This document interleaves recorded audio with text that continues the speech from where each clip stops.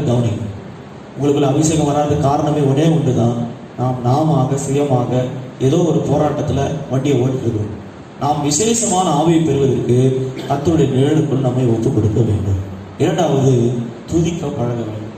துதித்தல இன்பமும் ஏற்றதமாக இருக்கிறது. தேவனுக்கு ரொம்ப பிரியமானது துதிதான்.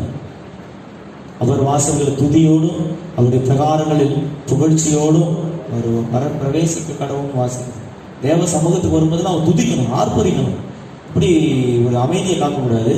நல்ல சத்தத்தை உயர்த்தி அபிஷேகத்தை நிரம்பி ஆவில நிரம்பி ஒரு புதிய வல்லமை நமக்குள்ள இறங்கிறத நம்ம உணரணும். அதுதான் பெசலேயனுடைய அனுபவம். எத்தனையோ பேர் இருந்தோம், யாருக்கு அந்த விசேஷமான ஆவியை கர்த்தர் கொடுத்தார்னா பெசலேயனுக்கு கொடுத்தார். இந்த பெசலேயனுக்கு கொடுக்கப்பட்ட ஆவி இன்னைக்கு நாமும் பெற்றுக்கொள்வதற்கு பாத்திரவர்களாக நம்மை மாற்றிக்கொள்ள வேண்டும். பெசலேயர் கர்த்தர் நிழலில் இருக்கிறவர். நாம் எந்த நிழலிலே உட்கார்ந்து இருக்கிறோம்?